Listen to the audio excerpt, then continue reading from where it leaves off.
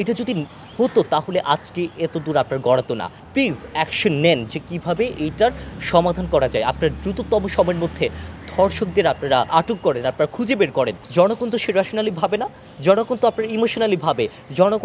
জনগণকে আপনি কয়জনকে বুঝাবেন? এই জন্য আপনি যে অ্যাকশনটা নিচ্ছেন সেই অ্যাকশনটা জনগণ কীভাবে নিচ্ছে সেটা আপনাকে বুঝতে হবে, সেটা আপনাকে ভাবতে হবে।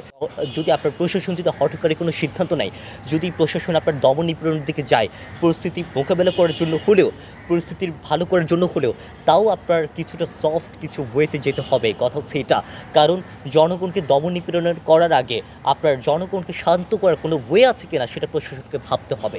প্রথম কথা হচ্ছে এটা। এবং দ্বিতীয় কথা হচ্ছে, আমি 4 দিন আগে আমি প্রশাসনকে অনুরোধ জানিয়েছি যে আপনারা প্লিজ অ্যাকশন নেন যে কীভাবে এইটার সমাধান করা যায়। আপনার দ্রুততম সময়ের মধ্যে ধর্ষকদের আপনারা ইয়েতে নিয়ে আসেন, আপনারা আটক করেন, আপনারা খুঁজে বের করেন। এটা যদি হতো তাহলে আজকে এত দূর আপনার গড়াতো না। যে 4 জন মারা গেছে সেই 4 জনের আপনার তদন্ত সঠিকভাবে করতে হবে। আজকের যে ভায়োলেন্স যেটা হচ্ছে সেই ভায়োলেন্সের পেছনে কারা দায়ী, তৃতীয় শক্তি দায়ী কিনা, কোনো রাষ্ট্র, বহির্বিশ্বের কোনো রাষ্ট্র দায়ী কিনা, বহির্বিশ্বের কোনো সংগঠন দায়ী কিনা, সব কিছু প্রকাশ্যে আনা হোক। তার পার্বত্য চট্টগ্রাম নিয়ে এত কিছু বারবার প্রতি বছর এরকম সহিংসতা আমি দেখতে চাই না। আমি গত বছর এটা দেখেছি গত বছর সেপ্টেম্বরে ঠিক এই সময় কিন্তু গত বছর এরকম একটা ঘটনা ঘটেছে। অনিক চাকমা নামের অনেক চাকমা সহ অনেকে কিন্তু আপনার হত্যার শিকার হয়েছে। কেন হয়েছে এগুলো তদন্ত আমরা আজ জানি না। এই তদন্ত করার না ফলে আপনার রামুর যে ট্র্যাজেডি সেগুলো আপনার সঠিক বিচার না হওয়ার ফলে আজকে এগুলো ঘটছে। যারা দুষ্কৃতিকারী আছে, যারা তৃতীয় শক্তি আছে, তারা এগুলো করার সাহস পাচ্ছে।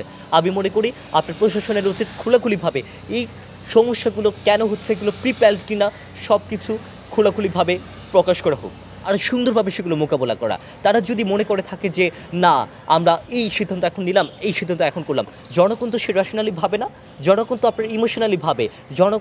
জনগণকে আপনি কয়জনকে বুঝাবেন? এই জন্য আপনি যে অ্যাকশনটা নিচ্ছেন সেই অ্যাকশনটা জনগণ কীভাবে নিচ্ছে সেটা আপনাকে বুঝতে হবে, সেটা আপনাকে ভাবতে হবে, সেভাবে আপনার করতে হবে। আমরা গতকাল আমরা আপনার স্বরাষ্ট্র উপদেষ্টার সাথে আমরা মিটিং করেছি, আমরা সাক্ষাৎ করেছি। খাগড়াছড়িতে যে ঘটনা ঘটছিল ওই সময় যখন আমরা মিট করি তখন খুব সম্ভবত একজনের মৃত্যু হয়েছে। তো আমি সাথে সাথে সেটা জানাই এবং তিনি তখন পার্বত্য চট্টগ্রাম বিষয়ক উপদেষ্টার সাথে তিনি যোগাযোগ করেন এবং সব কিছু নিয়ে একটা সুন্দরভাবে কীভাবে কী মোকাবেলা করা যায়, কীভাবে একটা সমাধানে আসা যায় সেটার কথা বলেন। এখন এইভাবে তো আসা উচিত। হঠাৎ করে দমন নিপীড়ন করা, এটা রাষ্ট্রীয় বাহিনী হোক, এটা যেই হোক সেই হোক, এইভাবে হলে হবে না। এখন যারা আমাকে নিয়ে ন্যারেটিভ সাজাচ্ছে যে আমি প্রতিবাদ করছে না, এটা করছে না, নো, তারা ইভেন আমি দেখেছি খুব হাস্যকরভাবে আমি পার্বত্য চট্টগ্রাম নিয়ে যেখানে আমি পোস্ট করেছি সেখানে আমি স্বরাষ্ট্র উপদেষ্টার সাথে ছবিও দিয়েছি। তারা কোনো পোস্টই পড়ছে না, তারা কোনো লেখাই পড়ছে না। লেখা না পড়ে তারা সেখানে কমেন্ট করছে আপনি চুপ কেন, আপনি প্রতিবাদ করছেন না কেন, শিবিরের দালাল, এই দালাল, সেই দালাল, এইভাবে কমেন্ট করছেন। নো, আপনারা জনগণ, বাংলাদেশের নাগরিক হিসেবে, দেশের নাগরিক হিসেবে একটা পোস্টে যখন আপনি কমেন্ট করছেন জেনে বুঝে কমেন্ট করবেন, কারণ এই ন্যারেটিভগুলো বিভিন্নভাবে যায়।